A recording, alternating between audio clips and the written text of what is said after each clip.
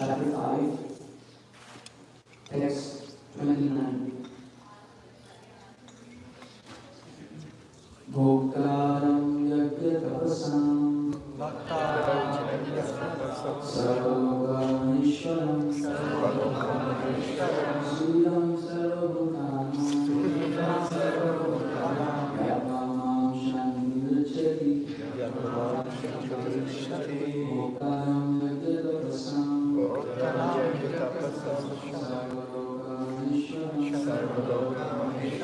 Sudam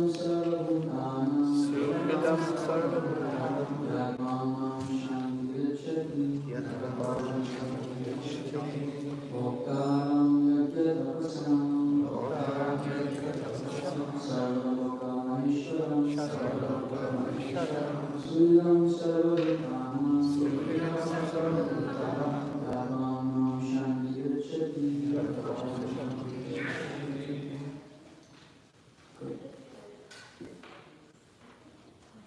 Word for word, please repeat.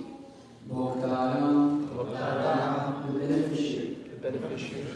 Yajna, of sacrifices. Tapasam, and penances and austerities. Sarvaloka, of all planets and the demigods thereof. Maheshwaram, the Supreme Lord.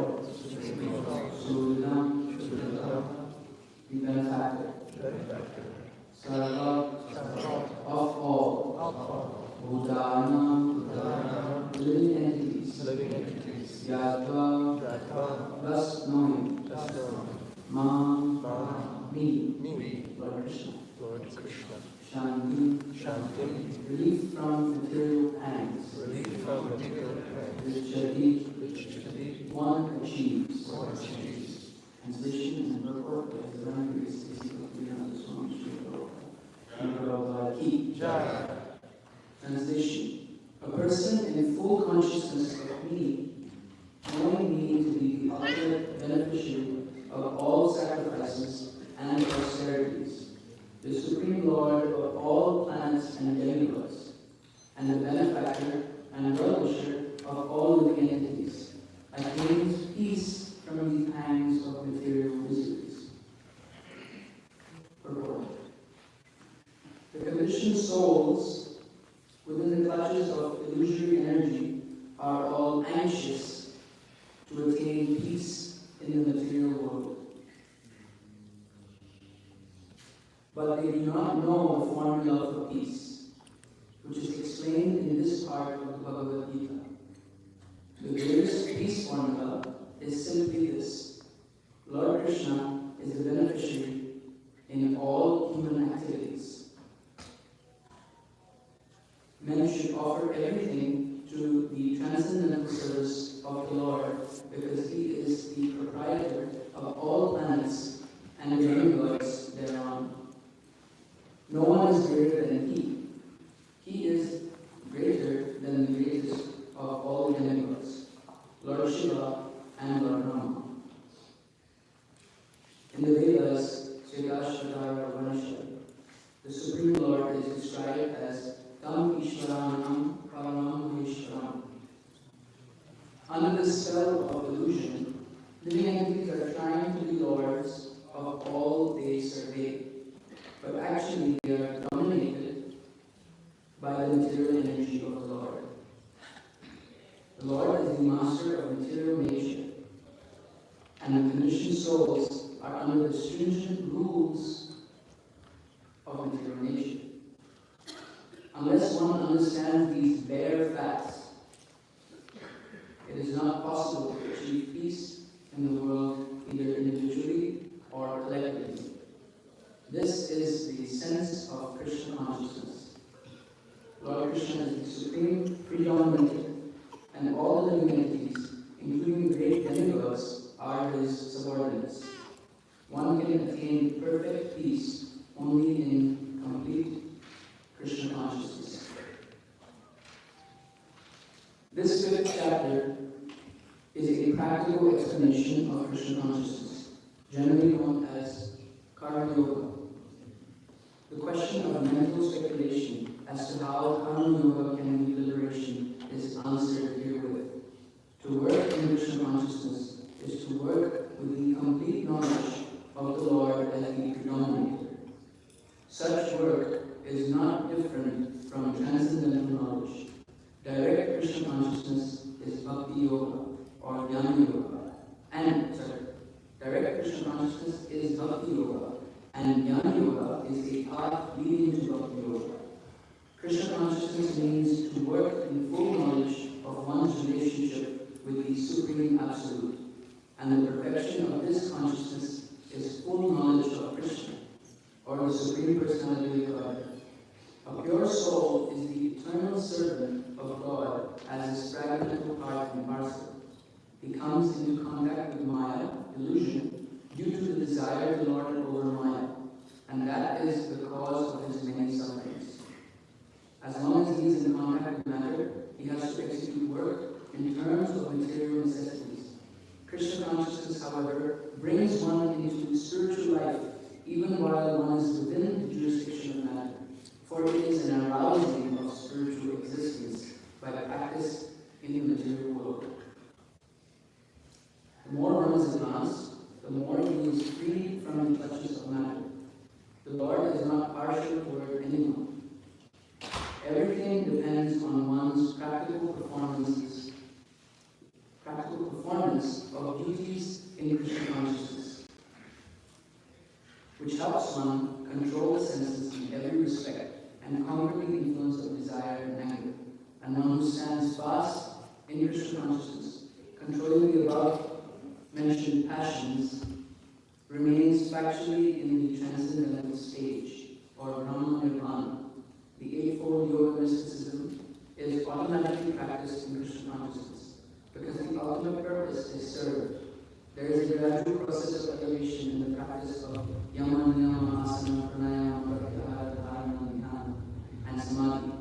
But these only preface perfection by devotional service, which alone can award peace to the human being. It is the highest perfection of life.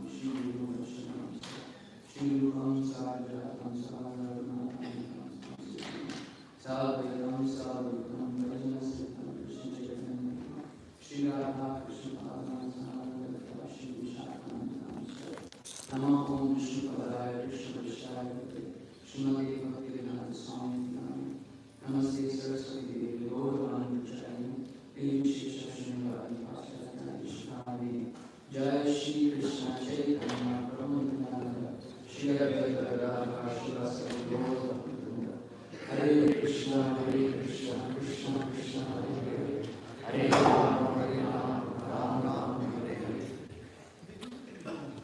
Hare Krishna. So, Srila Prabhupada was traveling on a plane, and the pilot actually came and had a long conversation with Srila Prabhupada. I don't remember what everything was going on. And he spoke about many things. He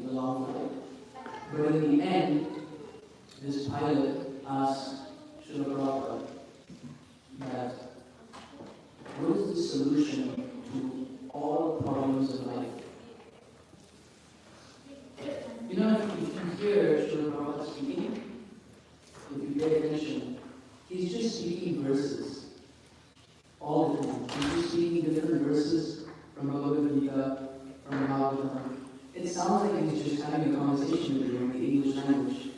But if you break it down, they're all just different verses. In fact, even his purports are like that. Even his purports are different verses from different places of Bhagavad Gita, different places of Bhagavatam. You know, in reality, it is not in our capacity to ever glorify the Lord up to satisfaction. The only way you can be glorified is by offering himself to him. So the Bhagavad Gita really can only be glorified by chanting the Bhagavad Gita itself. So Prabhupada said to this pilot, if you simply understand three things, if you simply understand that Krishna is the supreme enjoyer, he is your supreme friend, and he is the supreme controller, then all problems of life is finished. That's what this verse is saying. It's very easy to understand, huh? Think about it. Your supreme friend. There is no other friend that you have who's going to be better than Krishna. He's the supreme friend. And he's the supreme enjoyer. There's no one else who enjoys better than Krishna. And he happens to be your best friend. And he's the supreme controller. So not a blade of grass moves without his sanction. Anything and everything that happens directly under his control. Maybe through via medium, the material world, demigod, and so on and so forth, but it is under, everything is under his control. And if you simply understand these three things, then all problems of life is finished. Krishna consciousness begins with Shraddha.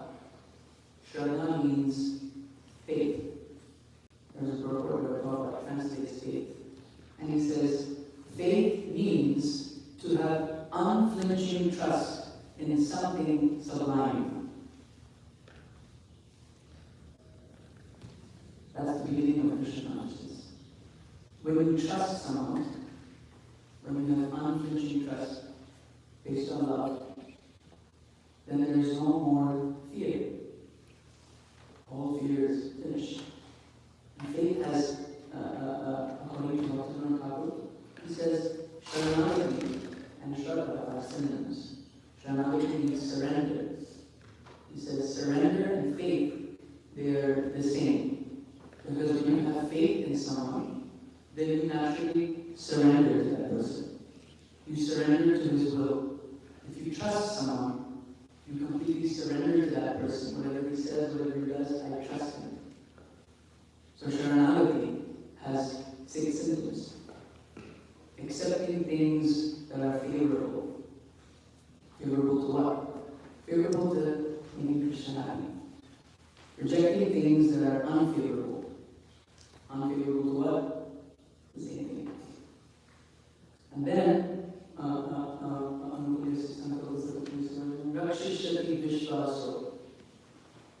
you have complete trust that Krishna will protect you, and he will give you complete protection. And go to Devana, and you have complete trust that he will provide whatever I need. We have very beautiful piece of Kornatai in Sri Vrindavan, in the Zamachari Ashram, and a very special room number 89, sorry. We removed the numbers, I forgot what it is. 89, and we have pieces of Kornatai, and we have the arms like this, Mahaprabhu's like this, and the thighs like this. So we have different leaves all over the world with different hand positions. Some might have 2 hands like this, some might have, we have Kornatai here, and both of their arms are up in the air. Very cool. Out of nowhere, and it was just me on the street, all alone. It just came out of nowhere, and it just charged me full speed. And at this point,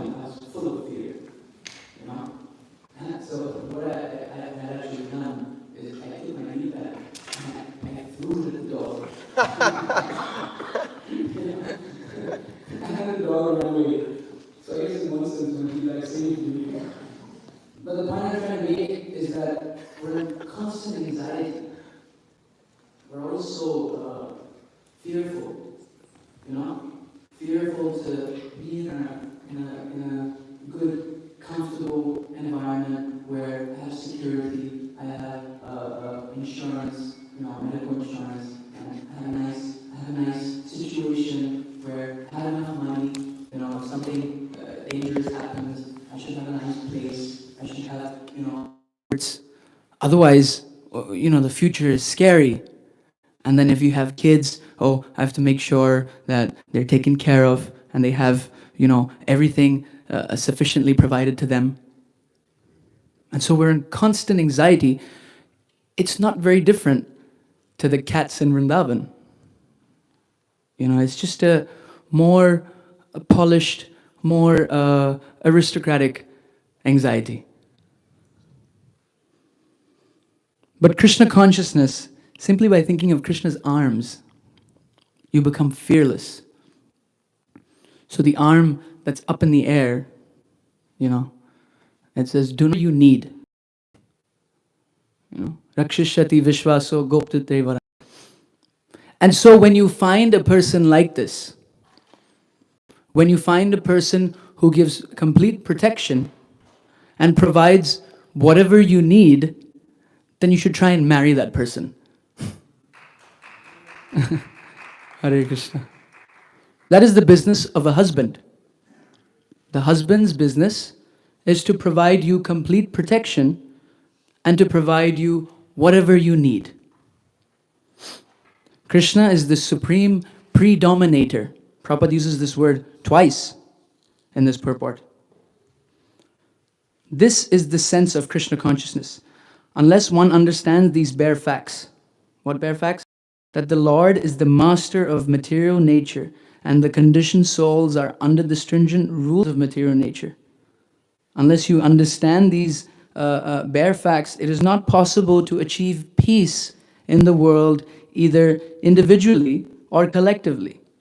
This is the sense of Krishna consciousness. Lord Krishna is the supreme predominator, and all the living entities, including the great demigods, are his subordinates. One can attain perfect peace only in complete Krishna consciousness. The false ego, our sense of lording it over this material world, it inhibits us from surrendering to the most beautiful personality. This fear of the unknown, oh, if I surrender to Krishna, what's going to happen? I'm from South India, actually, you know. My parents are from there. And when I went there, you know, they found out that I'm, you know, part of the Hare Krishna movement.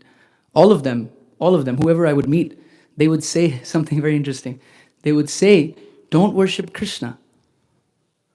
Don't worship Krishna, you know. He will completely control your life. You know, you can't trust him. He will completely take over your life, and whatever plans you had, whatever ideas you had, it's all going to crumble. Better you worship some demigod, like Lord Shiva. He's nice, you know. You worship him. Ashutosh. Ashutosh means one who's very easily pleased. So better you worship Lord Shiva. You know, Lord Shiva actually, guess who's he's worshiping? He's worshiping Krishna. And the fact is, when you approach him, when you approach Lord Shiva, and if it's for some material gain, if it's for some material comforts, for some security, and if it's not related to Krishna, then it's actually a disturbance for him. So when you disturb him by worshipping him in this way, then he will just quickly just give you what you want. All right, just take it and go away from here. You know, don't disturb me. I'm chanting Hare Krishna.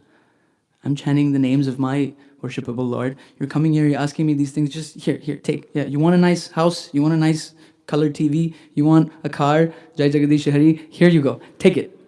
Take it and go. Don't disturb me. So in South India, they were telling me that don't worship Krishna. You won't get whatever you want. better you worship Lord Shiva. He's very nice, Ashutosh, easily pleased. But Krishna, being the supreme husband, the supreme proprietor, the supreme predominator,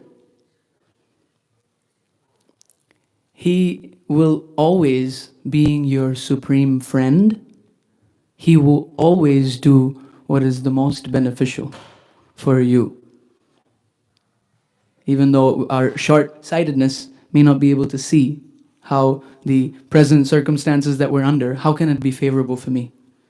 But trust, Shraddha, trust means to have unflinching faith, to have unflinching trust in something sublime. Krishna is the most sublime. And the experiences you gain by surrendering onto this sublime personality, they go beyond all material experiences of happiness and alleviation of distress. It is your eternal nature as spirit soul. And in this age of Kali Yuga, what does it mean? I'm saying all these things, surrender unto Krishna, trust him entirely. In Kali Yuga, it's very simple. It is very sublime. Simply by chanting these 16 words, Hare Krishna, Krishna Krishna, Hare Hare, Hare Ram, Ram Ram, Hare Hare. You're surrendering to Krishna. Whoever you are, whatever your occupation, whatever your gender, whatever your age, whatever your, baggage is, it doesn't matter. Simply come. This huge temple room where the roof is so high, it is a facility to chant Hare Krishna. It is a facility to come together, congregate together, and chant. Our process, Prabhupada says it here. Where does he say it? Unless one understands these bare facts, it is not possible to achieve peace in this world either individually or collectively. We all have desires, and these desires, they may conflict with my desires might not be the same as your desires. So then we have a reason to fight, a clash might take place. So like this, every individual has his individual desires, and maybe some people might come together and become friendly with one another because their desires are aligned, and others, will have their desires aligned, so they'll make other groups, and then we will fight group amongst group, and then even within the group, each individual will have slight different desires, so we'll have little fights within the group, and basically the whole material world is functioning like this. We have, previously, it used to be only one country, one world, one book, one religion, and there was no conflict. And as time goes on, Prabhupada says, United Nations, they call themselves United Nations, but every year the flags are increasing. Every year the United Nations are increasing. Divided nations. Just 100 years ago, there was no Pakistan, there was no Bangladesh, it was all India. Before that, even the further you go back, the more it was together, right? And so these conflicts take place because I have different interests from what this group of people have. So the best way we can solve this is by building a wall, by building a border, and just separating it. And then you think you have your, now we have our own country, and now we have our own little space, and everything's great now. But then again, within that group, you'll find, I have a difference of opinion from this person in my group, and this person in my group, better I build another wall. This is Kali Yuga's master plan. He likes to divide and conquer. It's much easier. If you have a bundle of sticks together, it's very hard to break it. But you take some separately, you can break them very easily. So the problem is that we have our separate desires, but they're based on bodily sense gratification.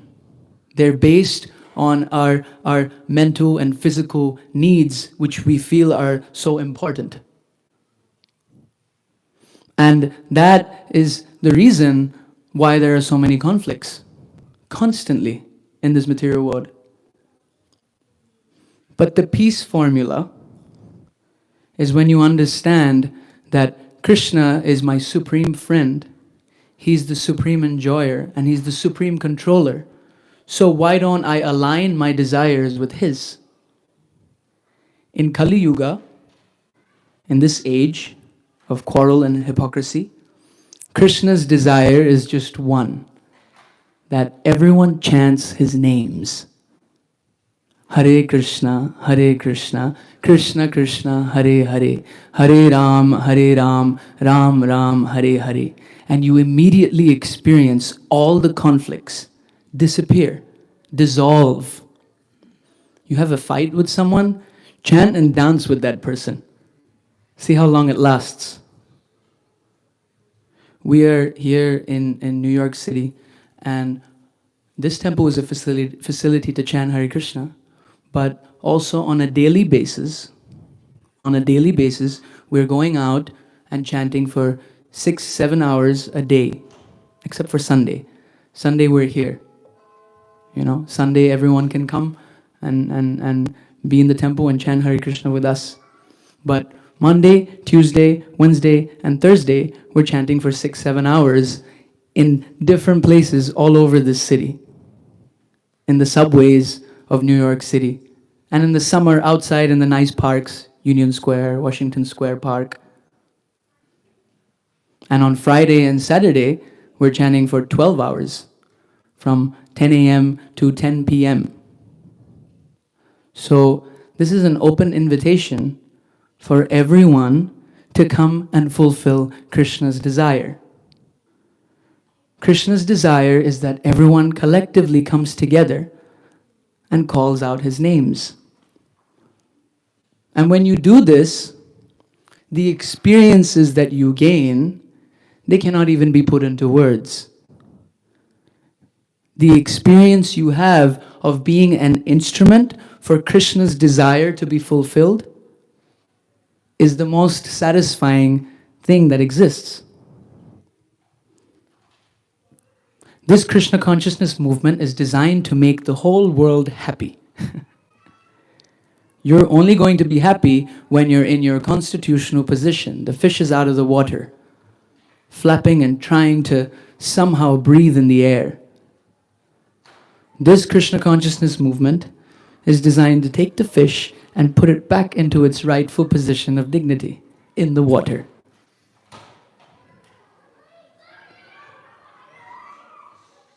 We're not these bodies. We're spirit soul. We're part and parcel of Krishna. We're supposed to be connected to him. And the best way to connect to him is by chanting Hare Krishna, Krishna Krishna, Hare Hare, Hare Ram, Ram Ram, Hare Hare. So, understanding that our friend, our supreme enjoyer and the controller of the whole entirety of existence, knowing what he wants, we should try and assist him. He doesn't need our help. Krishna doesn't need our help. Krishna doesn't need anything. He is self-satisfied. He's self-controlled, self-satisfied. But there's a difference between need and want. You know, like you want the latest iPhone, you want the most fanciest, you know, bi-colored kurta, you know, you want the best thing, right? You don't need it. If your kurta is one color or two colors, what difference does it make? You just need a kurta to cover your chest, right? So this desire is coming from Krishna originally. He doesn't need anything. But he wants to enjoy every single living entity. He wants it because he's the supreme enjoyer. Why do we want all these fancy things? Because we want to enjoy. We're part and parcel of Krishna. You know, Prabhupada says in one purport, simply by examining the drop By examining the drop, you can understand the whole ocean. So Prabhupada says, by examining the jiva, you can understand the Supreme Personality of Godhead. Krishna has 64 qualities, and out of those 64 qualities, the first 50, they're actually relatable. You know? For example, one of the qualities of Krishna is that he is shy. So beautiful. And Rupa Goswami in Nectar of Devotion, what does he explain? He says Krishna is shy, and then he gives a little example of how he became shy. He says when Krishna lifted Govardhan Hill, for 7 days, he was looking at the gopis. And as he was looking at the gopis, he saw Balaram smiling. And when he saw Balaram smiling, he thought that, oh no, my brother has caught me looking at the gopis. And immediately he became bashful, and his hands started to tremble, and the whole hill started to shake. You know, our acharyas gave further commentaries, and they actually say that Balaram did not actually notice Krishna looking at the gopis. Balaram was simply smiling because he was thinking, look at my younger brother. He's the Supreme Personality of Godhead. He's lifting this hill with his little finger and he's protecting everyone. Simply thinking of this, he was smiling. But Krishna thought that he was mentaling out, you know. He was thinking, oh no, he thinks I'm looking at the gopis, and then his hands started to shake. So these qualities, they're relatable, you know. And that makes it even more attractive. That, oh, all of this comes from Krishna. He's the most attractive personality. Surrender unto him by chanting the Hare Krishna Maha Mantra and see what it does to you. See what it does to you. And come to Vrindavan Dham and do the same. I'm going to stop speaking here. There's 7 minutes.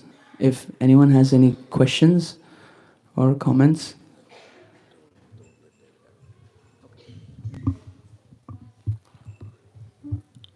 Or any corrections? Yes. Should we give him a mic or?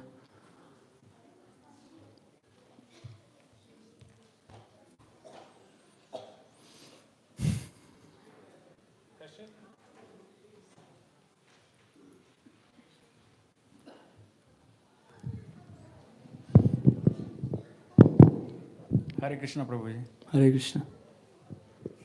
So my understanding is this: Krishna never said I'm bigger than Ram. Krishna never said that I'm bigger than Parshuram or I'm bigger than Narsimha. He always said, I am Ram, I am Parshuram, I am Narsimha. He always said, like, I am the creator, I am the Brahma. But when I was hearing you, you were saying, oh, Krishna is bigger than Brahma. But Brahma, when Krishna says, I am the creator, I am the Brahma, that also means Brahma is also Krishna. That's my understanding. Like, I'm not a scholar like you, but that's my understanding. Krishna never compared himself to anybody. Krishna said, I am Ram, I am Parshuram, I am Narsimha, I am the creator, I am Brahma, or any other demigod. So that's my 2 cents. Like, I think we also should avoid comparing any demigods or any gods out there with Krishna.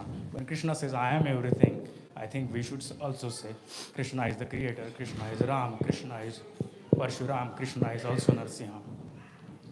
So what I'm speaking is based on Bhagavatam. It's based on Shastra. Bhagavatam says, Krishnastu Bhagavan Swayam.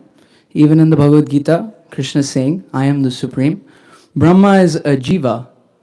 Actually, Brahma is just a position. You can also attain that position if you want, you know, but you cannot attain the position of Krishna. Krishna is the Supreme Personality of Godhead. Yes, Parshuram, Ram, they are also the Supreme Personality of Godhead. I would suggest, if you would like to fully understand what you're asking, you can read Srimad Bhagavatam. If you read Srimad Bhagavatam, it is Amala Puran. It is the spotless Puran.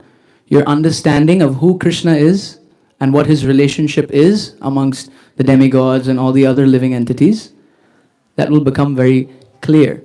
But according to Bhagavatam, it is very clear that Krishnastu Bhagavan Swayam, that Krishna is the Supreme Personality of Godhead. Vishnu Tattva, that's the supreme.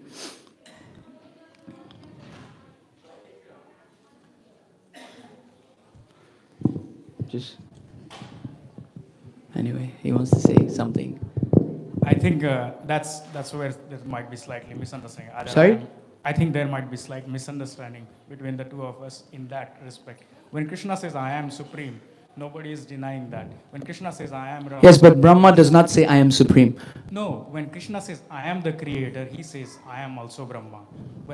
That means Brahma is also Krishna. He's a part of Krishna.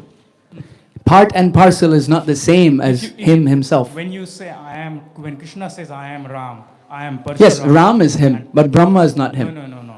When Krishna says, I am Ram, I am Parshuram. What we can do? I am Narsimha. We can speak after this class further, right? Time is running short, and maybe someone else has some questions, but we can speak. We can speak after the class. If anyone else has anything, Hare Krishna, Prabhu. Hare Krishna. Otherwise, there's gonna be a dance of some sort here. So I guess. Oh, there's one question there. Yeah. You say we have to surrender to Krishna, but the way to surrender to Krishna is by surrender to the spiritual master. Yes. So I don't know the Sanskrit, but the verse is, we have to surrender to the spiritual master because he will save us from what is destined to happen, and it's called salvation. That means our sins are going to come upon us, but the spiritual master will save us from that. So that's the way to surrender to Krishna is through the spiritual master. Yes. Jai. Prabhuji over there has something. Hare Krishna, Prabhu. Hare Krishna. My question is, we am trying to follow in Prabhupada's footstep and chant, and yet it's like the harder we try, Maya or even the people closest to us make it so difficult for us that so much anxiety and stress come that even you're chanting and you find that the anxiety and stress is not going away. It makes you wonder why it's not working and what can you do to improve in a situation like that where you can say a lot of the miseries that's going on in your life and still try to expand your spiritual life. So Prabhupada says, Mother Yashoda is in constant anxiety. Prabhupada says Mother Yashoda is always in anxiety that, oh, my son has not eaten, maybe he will die.